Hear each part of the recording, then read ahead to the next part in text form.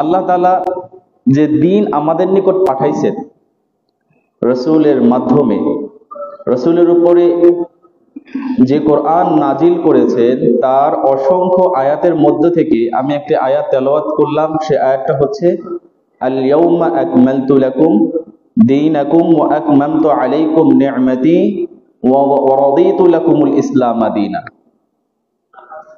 হুজুর সাল্লাল্লাহু আলাইহি ওয়াসাল্লামের যে শেষ ভাষণের মধ্যে এই আয়াতটা নাজিল হয়েছে।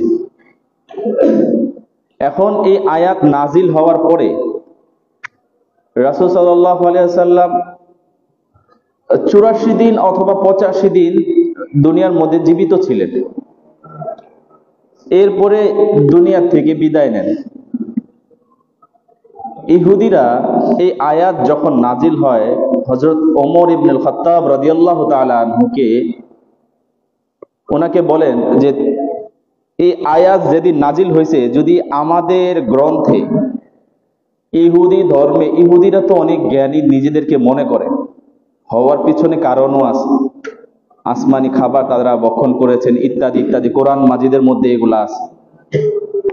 তারা ব্রেনি হওয়া সত্ত্বেও তারা বলতেছে তাদের কাছে তো কিতাব ছিল পূর্ববর্তী, যদিও কিছুটা পরিবর্তন হয়েছে, এটার মধ্যে এদিক সেদিক তারা করছে। তারা বলতেছে যে কোরআনের যে এই শুধু এই আয়াতটা, এই আল ইয়াউমা আকমালতু লাকুম দীনাকুম ওয়া আকমামতু আলাইকুম নি'মাতি ওয়া রাদিতু লাকুমুল ইসলাম দীনা, এই আয়াতটা যদি আমাদের নাজিল হইতো আমরা ওই দিনকে ঈদের দিন বানায় ফেলতাম। মানে কত গুরুত্বপূর্ণ আয়াতটা, এটা বোঝানো হয়েছে। তো দেখেন এই আয়াত, কোরআনের যে আয়াত নাজিল হয় আমাদের মধ্যে এই আয়াতের মাঝে মাঝে অপব্যাখ্যা করে। যেমন বলা হয়ে থাকে যে কালিমাতু হাক্কিন উরিদা বিহিল বাতিল। আমি আরবি শব্দ বলবো, আপনারা বিষয়টা নার্ভাস হবেন না। আরবি যে আমি যদি কোনো ইলমি বা কোনো শব্দ কঠিন বলে থাকি, এই শব্দটা ইনশাআল্লাহ ওইটা আসান ভাবে ব্যাখ্যার মাধ্যমে উদাহরণ সহ বুঝাই দিব ইনশাআল্লাহ। তো এখানে যা বলা হয়েছে যে এই যে আয়াতটা যদি কেউ যদি দলিল দেয়, আয়াত পড়েই তো দলিল দেয়, তাই না? আয়াত পড়ে দলিল দেওয়ার পরে এখানে কি করা হয়, এখানে কালিমাতু হাক্কিন যে আয়াতটা পড়া হয় সেটা সঠিক, উরিদা বিহিল বাতিল। বাতিল মানে কি? পথভ্রষ্ট, গোমরাহি, ছয় করা। কিন্তু এই আয়াতের অপব্যাখ্যা করে উম্মতকে বিভ্রান্ত করে, আয়াতকে অপব্যাখ্যা করে উম্মতকে কি করে? বিভ্রান্ত করে। এই আয়াতের মধ্যে কি বলা হয়েছে? আয়াতের মধ্যে বলা হয়েছে যে আল্লাহ তাআলা দ্বীনকে পরিপূর্ণ করে দিয়েছেন, তাই না? আল ইয়াউমা আকমালতু লাকুম দীনাকুম, আল্লাহ তাআলা আয়াতকে এই দ্বীনকে কি করছেন? পরিপূর্ণ করে দিয়েছেন। এই আয়াত দ্বারা প্রমাণিত হয়েছে। তো এখন অনেকে বলে এরপরে আর কোনো এদিক সেদিক করার সুযোগ নাই, কোরআন ও হাদিস মানতে হবে, আর কিছু মানা যাবে না। এরপরে কি বলে? আচ্ছা, এই আয়াত যখন নাজিল হয় তখন কি ইমামে আবু হানিফা রাহিমাহুল্লাহ জীবিত ছিলেন ওই সময়? হনই নাই। তখন রাসূলের যুগে এই আয়াত যখন হয় তখন ইমাম আবু হানিফা ছিলেন না। তো ইমাম আবু হানিফা ছিলেন না, উনি তো ছিল না, ওনার মাযহাব ছিল না, ওনার ফিকহ ছিল না, তাহলে ওনার কথা কেন মানবেন? দেখেন প্রশ্নটা কত শক্তিশালী, মজবুত মনে হয় কিনা, বুঝেন নাই? রাসূলের যুগে যে জিনিসগুলা ছিল না, তার মানে ওইগুলা যেহেতু ছিল না তা মানা যাবে না। বিষয়টা তো এটাই প্রমাণিত হয় এই আয়াত থেকে। মানুষ এই যে বোঝানোর চেষ্টা করে, দেখেন কথাটা কত শক্তিশালী। দেখেন এটা বলে মানুষকে বিভ্রান্ত করা হয়। এই আয়াতে বোঝানো হয়েছে কি, আর মানুষকে বিভ্রান্তকর তথ্য দিয়ে কি ধরনের বুঝাইতেছে। আমি উদাহরণস্বরূপ এই আয়াতের অর্থ বোঝার জন্য আমি একটা আয়াতের কারিমার আরেকটা পড়ছি। যেমন নামাজ পড়া ফরজ না? নামাজ পড়া কি ফরজ। আরেক আয়াতের মধ্যে বলছেন যে জামাতের সাথে নামাজ পড়াও কি ফরজ। জামাতের সাথে ওয়ারকাউ মা'আর রাকিঈন, রুকুকারীদের সাথে রুকু করো। রুকুকারীদের সাথে রুকু করো মানে কি? জামাতে নামাজ পড়ো। তাই না? আচ্ছা বলেন তো, এখন তো মসজিদ হওয়ার প্রয়োজন, মসজিদ যেখানে হবে মুসল্লিও যেখানে হবে, আর যেখানে জামাত হবে ইমামও থাকবে মুসল্লিও থাকবে, তাই না? এখন আমাকে বলেন যে এইখানে নামাজ তো পড়তে বলা হয়েছে, ইমাম কে হবে? এই মসজিদে পড়েন, কালুনগর মসজিদে পড়েন, বা যেখানেই আপনারা পড়েন, মসজিদে তো ইমাম পড়ছেন। এখন আমি যদি বলি ইমাম কে হবে, নাম দেন। আমরা যদি বলেন হুজুর আপনি যে এখানে ইমামতি করবেন আপনার নাম কি কোরআনে আছে? তা আপনারা বললেন পুরোপুরি দিন দিয়ে দিছে, একজন ইমাম তো একজনই হবে নাকি আরেকজন হবে? কোন ইমামের পিছনে নামাজ পড়ব? বলেন, এটা কোরআনে যদি কেউ চায় যে কোরআনে ইমামের পিছনে নামাজ পড়তে বলছে, কোন ইমামের পিছনে নামাজ পড়তে আছে ওই ইমামের নাম দেন, তাহলে নামাজ পড়বো, না নামাজ পড়বো না। কথাটা কি যৌক্তিক না অযৌক্তিক? অযৌক্তিক। কারণ কি? কোরআনে মূলনীতি দেওয়া হয়েছে। কি দেওয়া হয়েছে? মূলনীতি। আল্লাহ তাআলা কোরআন নাজিল করছেন কার উপরে? হুজুর সাল্লাল্লাহু আলাইহি সাল্লামের উপরে। কার মাধ্যমে? ফেরেশতার মাধ্যমে। কখনো ফেরেশতার মাধ্যমে নাজিল করছেন, কখনো আল্লাহ হুজুর সাল্লাল্লাহু আলাইহি সাল্লামের কলবের মধ্যে ঢেলে দিয়েছেন। এটা আল্লাহ কাইফিয়ত জানেন, এটা আমরা জানি না। বিভিন্ন আকারে রাসূলের উপরে পুরোপুরি দিন আমাদেরকে পাঠাইছেন। এখন বলেন, এই যে পরিপূর্ণ দিন আমাদেরকে পাঠানো হয়েছে, এই দিনটা কি রাসূলের যুগের জন্য, না আনেওয়ালা কিয়ামত পর্যন্ত নতুন যত সমস্যা হবে সমস্ত সমস্যার সমাধান এই কোরআনে আছে? কি বলেন, আছে না?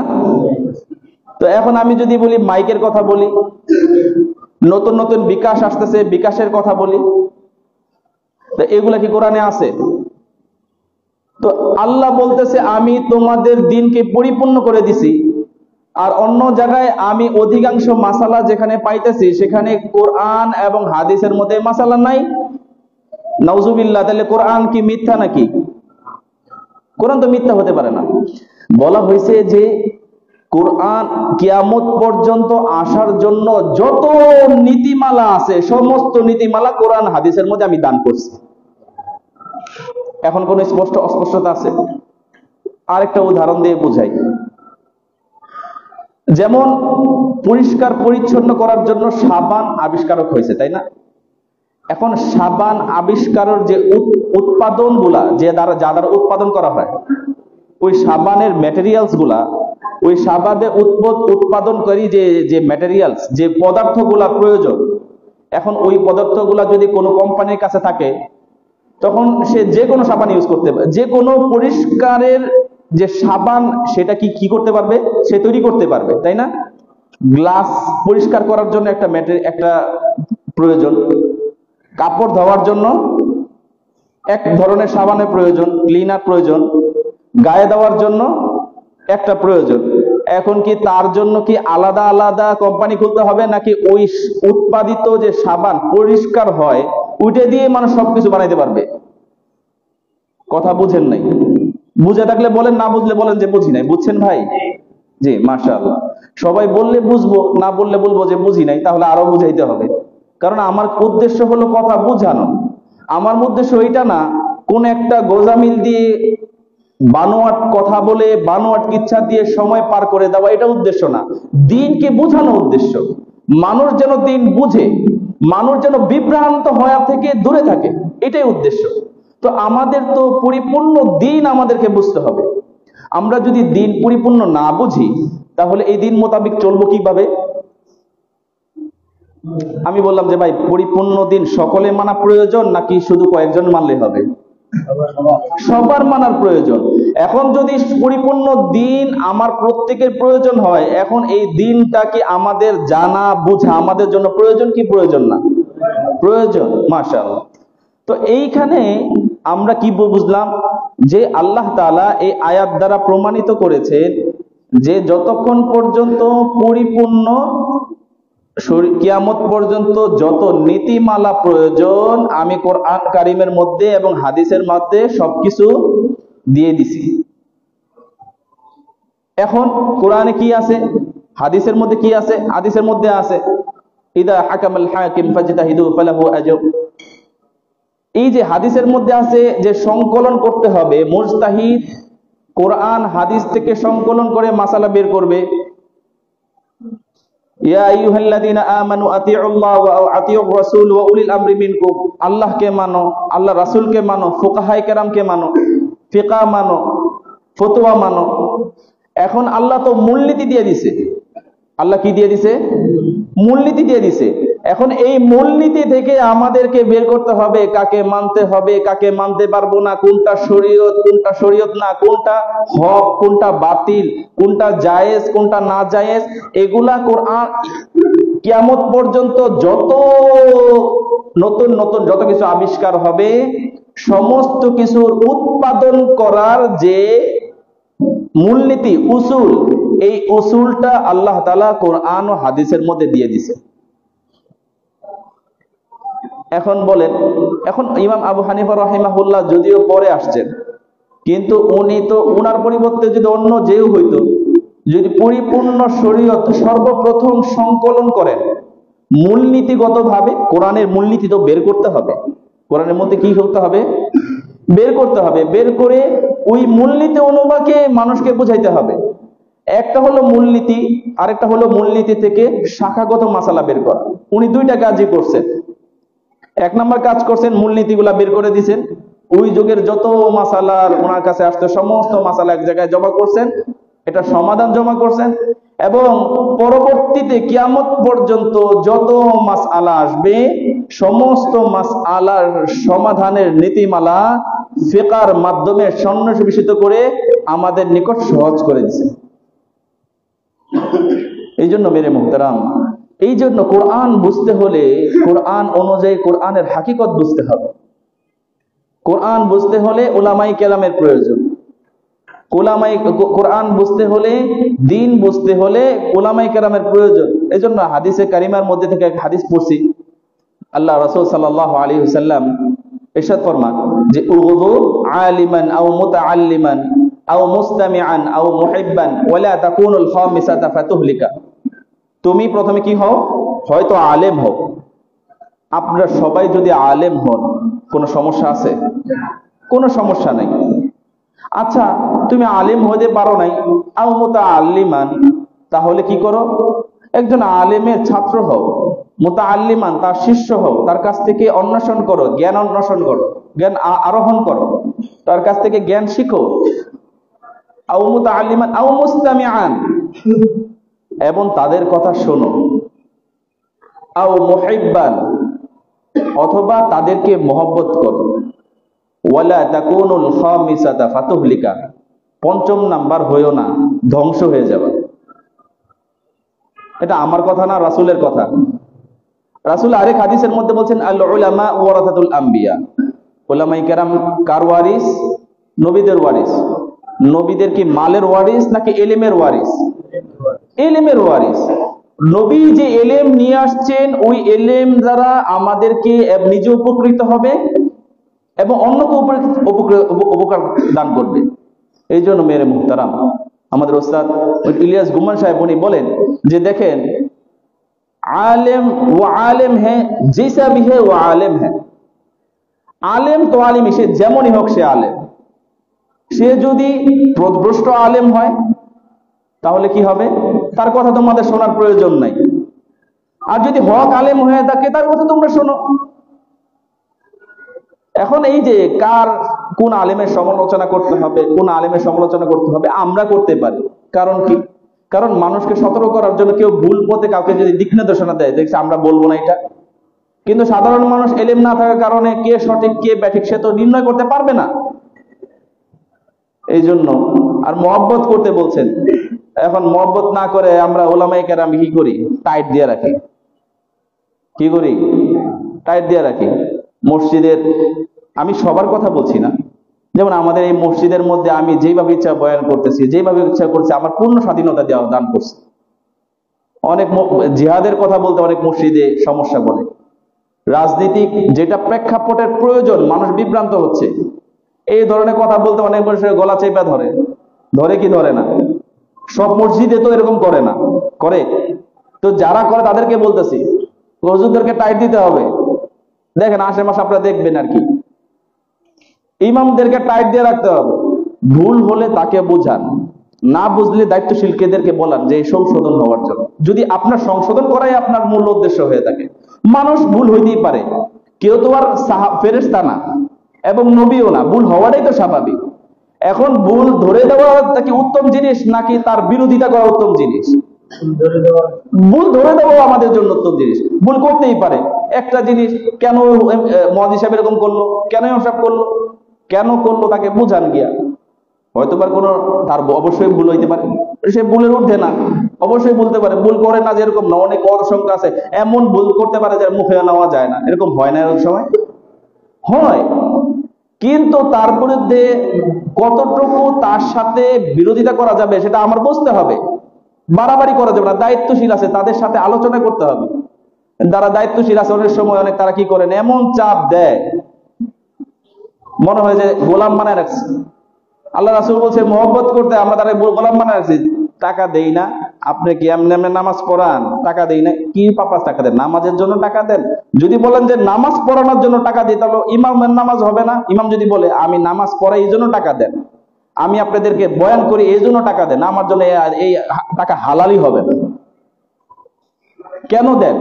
আমি এই সময়টা অন্য জায়গায় দিলে আমাকে আপনি একটা সময় নির্ধারণ করে দিয়েছেন, এই সময়টাকে আমি আপনাদের জন্য লিপিবদ্ধ করব এবং আমি সময়কে ফারেক করে কোরআন হাদিস পড়বো, এটার জন্য মানুষের জন্য অন্য জায়গায় সময়টা না দিয়ে এখানে যে মাসরুফিয়াত সময় দিব, এটার জন্য আমাদের একটা সম্মানিত করা হয়। ঠিক না বেঠিক বলেন? তো এই জন্য কি সে গোলাম হয়ে গেছে আমার? নেতাকে যদি গোলাম বানায় দেন, নেতাকে যদি গোলাম বানায় দেন, তাহলে এটা আমার কোনো সমস্যা নাই, এটা আপনাদের নিজের আত্মমর্যাদায় লাগবে, এটা আমাদের কোনো সমস্যা নাই। আর এটা কি করলেন, বের করে দিলেন, অপমান করলেন, কি লাভ হইলো? কি কাজ? দুনিয়া শেষ। দুনিয়া ক্ষণস্থায়ী না চিরস্থায়ী? ক্ষণস্থায়ী। আপনি আল্লাহ তাআলা দায়িত্ব দিয়েছেন, এই দায়িত্ব খুবই বড় জিনিস। সে আলেম হোক, গায়রে আলেম হোক, ক্ষমতাশালী হোক, একদম একদম সামান্যতম ক্ষমতাশালী, সে যে যায় একজন, আপনার প্রত্যেকেই অভিভাবক, তার ওই ঘরের অভিভাবক আপনার সবাই না, আপনার বাবা মা ভাই বোন প্রত্যেকের দায়িত্ব আপনাদের কাছে আছে। এখন এই দায়িত্ব নিয়ে যদি আপনারা গলমিল করেন, আল্লাহর কাছে জবাবদিহি করতে হবে, খুবই সেনসিটিভ জিনিস।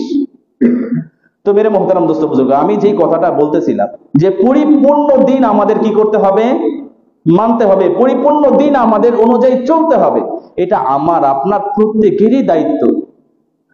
এখন পরিপূর্ণ দিনের আমি তো এই জিনিসগুলা বারবার বুঝাচ্ছি, এই জন্য পরিপূর্ণ দিন বুঝা উচিত।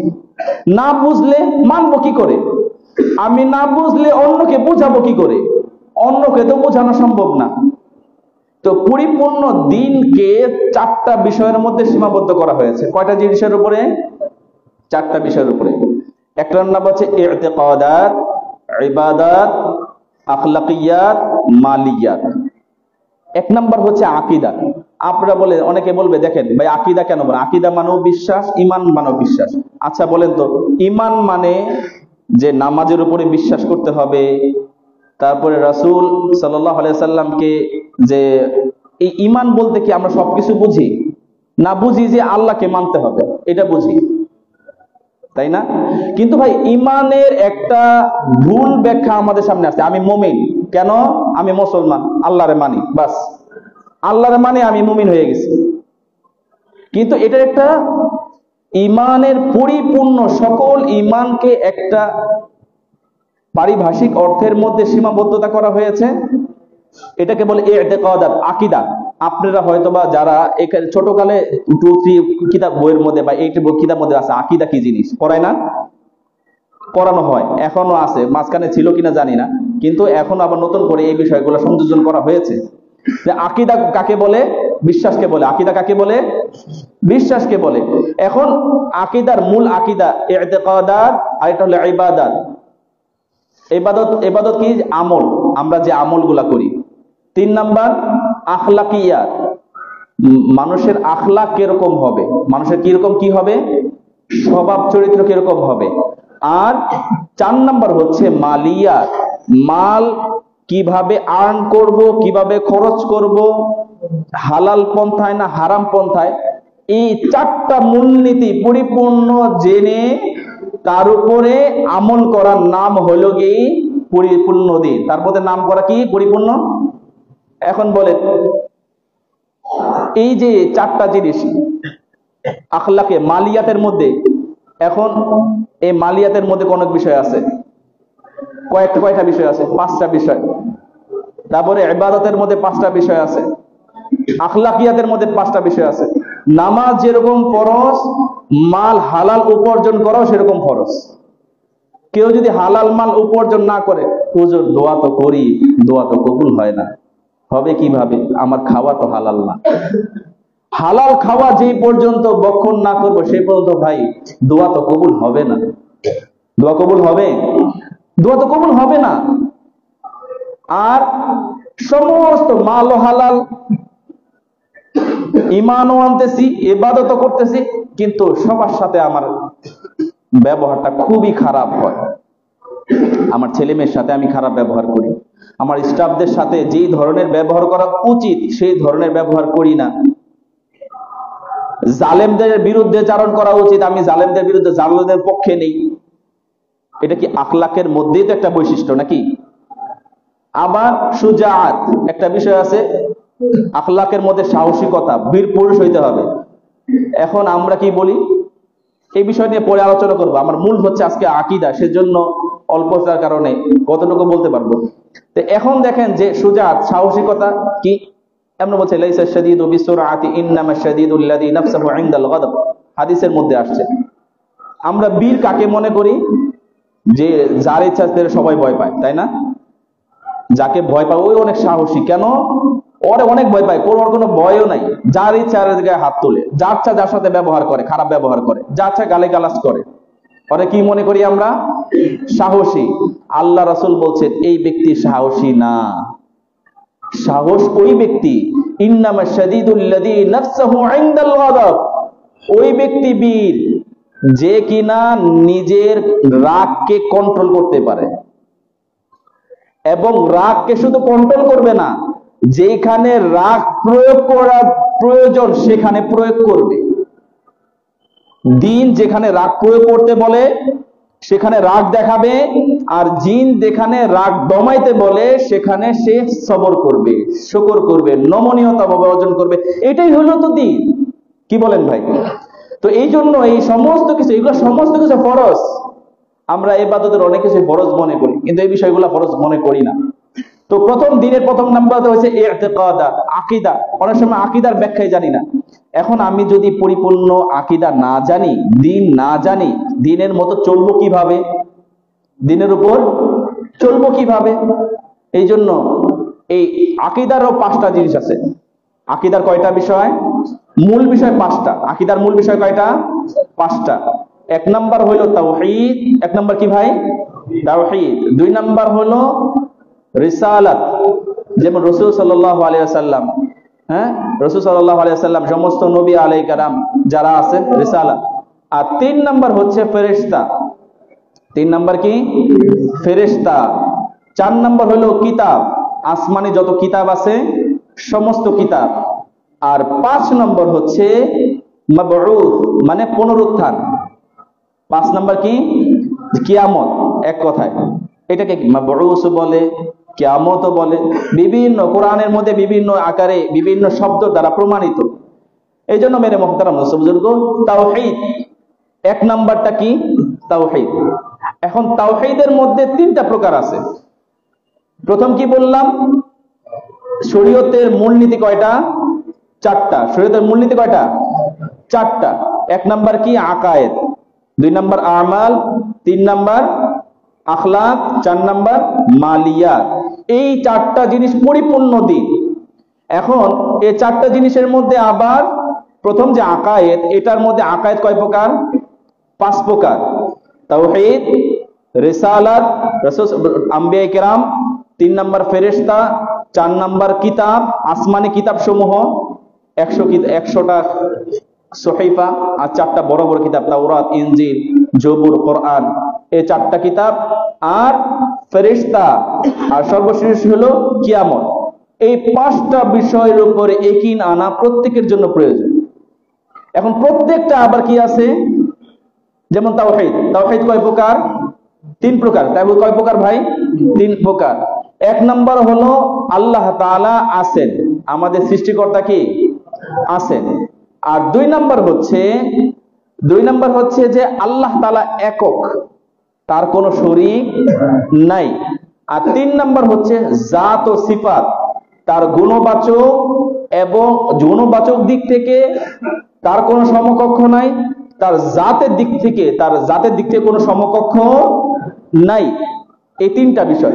দেখেন একদল আছে, আপনারা দেখেন নাস্তিক, তারা কোনো সৃষ্টিকর্তাকে বিশ্বাস করে না, তারা কোনো সৃষ্টিকর্তাকে বিশ্বাস করে না। তো যে ব্যক্তি সৃষ্টিকর্তা বিশ্বাস করে না, তাদেরকে বারবার, এরা হলো সবচেয়ে মানে মাথা মোটা বলা যেতে পারে। তারা নিজেরাই বলে যে কোন জিনিস আবিষ্কারক, একজন আবিষ্কারক থাকে, তো সমস্ত জিনিস যদি আবিষ্কারক থাকে, তাহলে আল্লাহ তাআলাকে যে আল্লাহ তাআলা সবকিছু আবিষ্কার করছেন, আল্লাহ তাআলা সবকিছু আবিষ্কার করছেন, বানাইছেন, সৃষ্টি করছেন, এইটা তো একটা সাধারণ মানুষ চিন্তা করলেও বোঝা যায়। তো 1 নাম্বার কি? আল্লাহ তাআলা যে আছেন এই কথা মেনে নেওয়া। তাওহীদের 1 নম্বর প্রকার কি? আল্লাহ তাআলা যে আছেন সেটা মেনে নেওয়া। আর 2 নাম্বার হচ্ছে আল্লাহ তাআলা এক, তার কোনো শরীক নাই। দেখেন আমাদের সারা পৃথিবীর মধ্যে অনেক ধর্ম আছে, সারা পৃথিবীর মধ্যে কি আছে? অনেক ধর্ম আছে, কিন্তু প্রত্যেকটা ধর্মের মধ্যে কিন্তু একমাত্র ইসলামই আছে যেখানে কিনা এক আল্লাহকেই মানে তার অন্য কোনো কারোর সাথে শরীক করে। আমরা মুসলমান আল্লাহর সাথে কাউকে শরীক করে? কাউকে শরীক করে না। এটা হলো 2 নাম্বার। আমাদের গায়রে মুকাল্লিদ, নামধারী, নিজের নামে লাগায় আহলুল হাদিস, আপনাদের মধ্যে থাকতে পারেন। আমি আপনাদেরকে বলি না, আপনারা হলো সাধারণ মানুষ, সাধারণ মানুষকে বিভ্রান্ত করতেছে, বারবারই বলি। তো ওনাদেরকে অনেক সময় অনেকে বলে ফেলছেন, এক ওলামাই কেরাম, নাম বলা উদ্দেশ্য না, তাদেরকে বিশুদ্ধ করা, কোনো আলেমকে ছোট করা আমার উদ্দেশ্য না। ভুল যেটা সেটা ভুল, যেটা সঠিক সেটা সঠিক।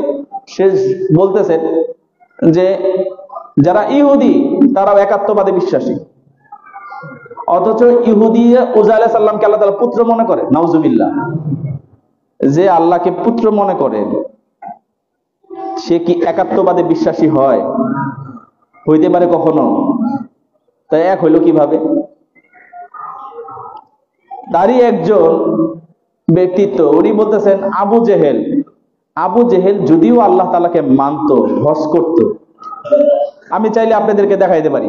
তারা বলছে আবু জেহেল যদিও আল্লাহ তাআলাকে মানে, সে কিনা কি ছিল? তাওহীদে বিশ্বাসী ছিল। তাওহীদে বিশ্বাসী কেমনে হইলো? তাওহীদের সংজ্ঞাই তো ওনারা জানেন না। 1 নাম্বার হলো আল্লাহ তাআলাকে মানা, 2 নাম্বার হলো আল্লাহ তাআলার কারোর সাথে শরীক না করা, আল্লাহর সাথে কাউকে শরীক না করা। 2 নাম্বার এখানে ছিল। তো বর্তমানে যারা এই পৃথিবীর মধ্যে যারা আছে, তারা হিন্দু বলেন, বৌদ্ধ বলেন, যারা বিধর্মীরা আছে, তাদের মতো তারা চলবে। কিন্তু এটা তো একাত্মবাদ হইল না। আল্লাহর সাথে শরীক করলে একাত্মবাদ হইল? তো 1 নাম্বার হচ্ছে আল্লাহ তাআলা আছেন এই কথা মেনে নেওয়া, 2 নাম্বার হচ্ছে আল্লাহর সাথে শরীক না করা। তো বলতেছেন ওই আহলুল হাদিস গায়রে মুকাল্লিদ ভাইয়ের বলতেছেন যে আমাদের যে আবু জেহেল, নাম শুনছেন না? আবু জেহেলও তাওহীদে বিশ্বাসী ছিল। বলেন নাউজুবিল্লাহ। যে কিনা তাওহীদের বিরুদ্ধে চারণ করছে তাকে কি বলা হইতেছে? তাওহীদের। এই ধরনের বিভ্রান্ত থেকে আল্লাহ তাআলা আমাদেরকে হেফাজত করুন। তো 2 নাম্বার হচ্ছে কি? তাওহীদের মধ্যে কোনো প্রকার শরীক করা যাবে না, কোনো প্রকার শরীক করা যাবে না, কারোর সাথে, আল্লাহর সাথে কারো শরীক করা যাবে না। ওয়ালা তুশরিকু বিল্লাহি শাইআ, আল্লাহর সাথে কোনো প্রকার শরীক করা যাবে না।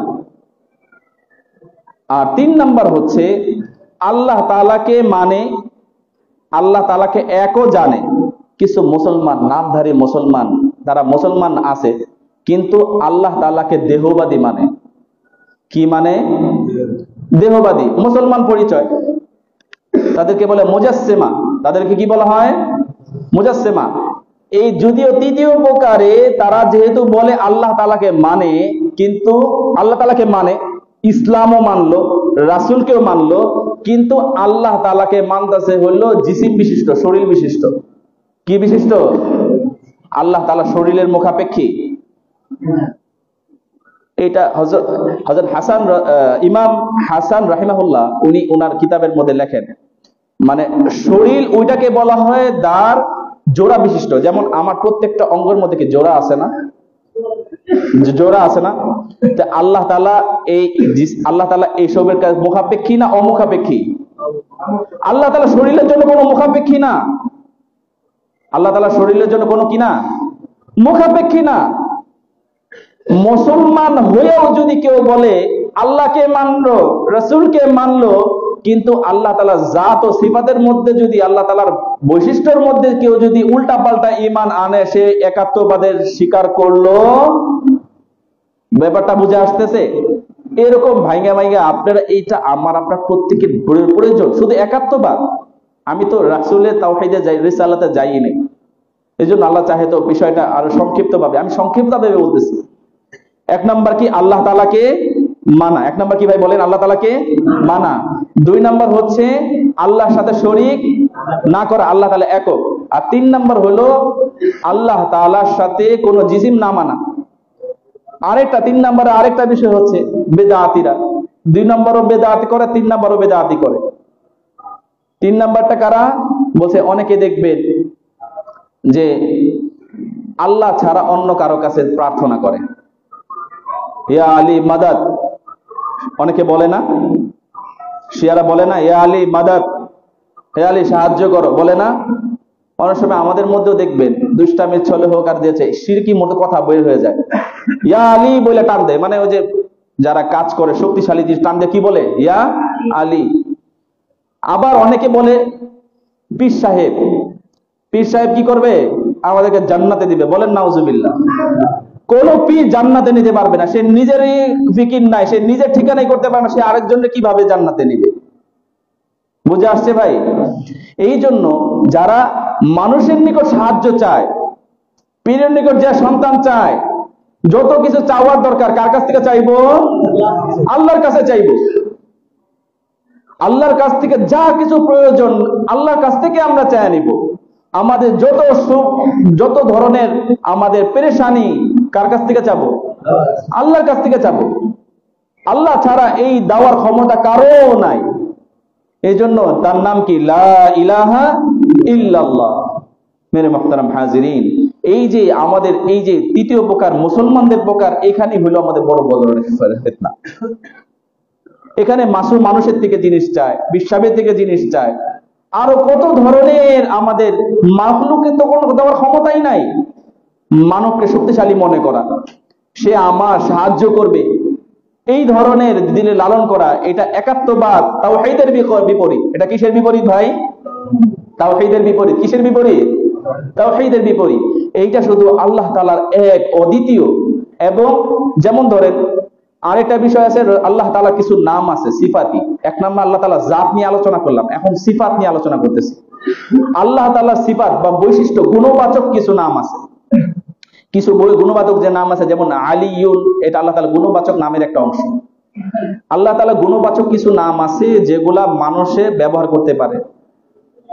আরো কিছু, যেমন আল্লাহ তাআলা কোরআন মাজিদের মধ্যে সাহাবায়ে কেরামের সাথে সম্পৃক্ততা করেছে। আরো কিছু নাম আছে আল্লাহ তাআলার খাস বৈশিষ্ট্য, এটা মাখলুক ব্যবহার করতে পারবে না। যেমন রহিম, আব্দুর রহিম। এজন্য যদিও পারবে বলতে, এটা যদি কেউ করে কোনো ভুল হবে না, মানে সে বড় ধরনের অন্যায় করবে না। কিন্তু যদি যেমন আব্দুর রহমান, আব্দুর রহিম নামের মধ্যে কিন্তু খুবই সতর্কতা আমরা অবলম্বন করি।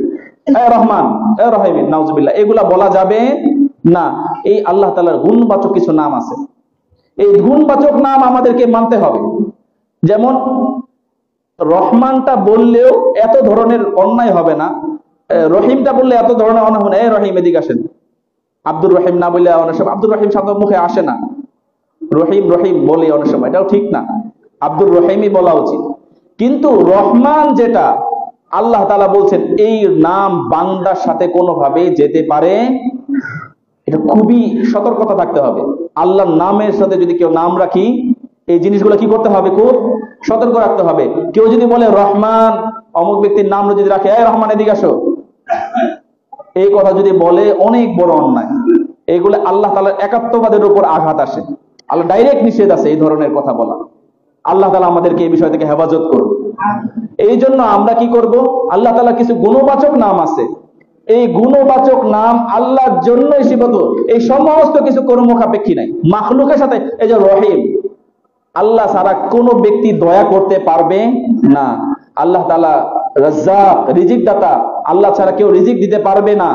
আল্লাহ তাআলা আলিমুল গায়ব। এটা বলে শেষ করতেছি, হুজুর সাল্লাল্লাহু আলাইহি ওয়াসাল্লাম, রাসূল সাল্লাল্লাহু আলাইহি ওয়াসাল্লাম সর্বপ্রথম, অনেকে বলে রাসূল কি সবচেয়ে বড়, রাসূল সাল্লাল্লাহু আলাইহি ওয়াসাল্লাম আল্লাহ তাআলা সবচেয়ে বড় প্রিয় বান্দা। সবচেয়ে বড় প্রিয় বান্দা কে? আল্লাহ রাসূল, আমাদের জনাবে মুহাম্মদ রাসূলুল্লাহ সাল্লাল্লাহু আলাইহি ওয়াসাল্লাম আমাদের সবচেয়ে প্রিয় বান্দা আল্লাহ তাআলা। তো অনেকে দেখবেন এই রাসূলকে কি মানে, বলে রাসূল গায়েব জানে। বলেন নাউজুবিল্লাহ, রাসূল গায়েব জানে? কাফেররা প্রশ্ন করছে আল্লাহ রাসূল, যে কি কয়েকটা প্রশ্ন করছে। রাসূল সাল্লাল্লাহু আলাইহি ওয়াসাল্লাম বলছে আমি আগামীকাল উত্তর দিব। বিলকিস সম্বন্ধে তারা প্রশ্ন করছে। আর এটা কি বলছে যে আরশ সম্বন্ধে কিছু প্রশ্ন করছে। তো এই বিষয়গুলো বলছে যখন বাইতুল মুকাদ্দাস সম্বন্ধে প্রশ্ন করছে। যখন তাকে প্রশ্ন করা হয়েছে, এই প্রশ্নের উত্তরে আল্লাহ রাসূল বলে নাই ইনশাআল্লাহ, বলতে ভুলে গেছেন। বলছে কাল বলবো, কালকে, তারপরের দিন 17-18 দিন পার হয়ে গেছে। তারপরে আল্লাহ তাআলা বলছে যে আপনি যদি কখনো যদি কাউকে বলেন যে আমি আপনাকে জানাবো, এটা বলবেন না আমি জানাবো, বলবেন ইনশাআল্লাহ আমি জানাবো। কি বলবো? ইনশাআল্লাহ। আমরা কোন কাজে নাই কি বলবো? ইনশাআল্লাহ। তো এই কথা যদি আল্লাহ রাসূল জানতেনি, তো আল্লাহ রাসূল যদি গায়েব জানতেন, তাহলে কি এত 17-18 দিন বসে থাকার প্রয়োজন ছিল? তা আল্লাহ রাসূল গায়েব জানেন? একমাত্র গায়েবের মালিক কে? আল্লাহ। এই জন্য আমরা সর্বশেষ যে খোলাসা, যে 1 নাম্বার দিন, পুরো দিনের যে আলোচনা, এটার মধ্যে কয়টা জিনিসের মধ্যে সীমাবদ্ধ? 4টা। কয়টা জিনিসের মধ্যে? 1 নাম্বার কি? আকীদা, 2 নাম্বার আমাল, 3 নাম্বার বলেন আখলাক, 4 নাম্বার মালিয়া। আবার আকীদা বা যেটার মধ্যে ইতিকাদাত বা আকীদা সমূহ, এটার মধ্যে আবার কয়টা বিশেষ? 5টা। 1 নাম্বার কি? তাওহীদ। 1 নাম্বার কি? তাওহীদ। 2 নাম্বার নবুয়ত, 3 নাম্বার ফেরেশতা, 4 নাম্বার কিতাব, আর 5 নাম্বার কিয়ামত। ঠিক আছে না ইনশাআল্লাহ? এবং তাওহীদ 3 প্রকার। তাওহীদ কয় প্রকার? 3 প্রকার। 1 নাম্বার কি? আল্লাহ তাআলা আছেন এটা মেনে নেওয়া। 2 নাম্বার আল্লাহর সাথে কোনো শরীক নাই। আর 3 নাম্বার হচ্ছে যে আল্লাহ তাআলা জাত ও সিফাত, এটা পরিপূর্ণ আল্লাহর জন্যই সীমাবদ্ধ, এটার সাথে কারো সম্পর্ক। ঠিক আছে তো ইনশাআল্লাহ? আল্লাহ তাআলা আমাদেরকে বোঝার তৌফিক দান করুন। ওয়া আখিরু দাওয়ানা আলহামদুলিল্লাহি রাব্বিল আলামিন। যারা সুন্নাত পড়ে নাই কবুল করুন।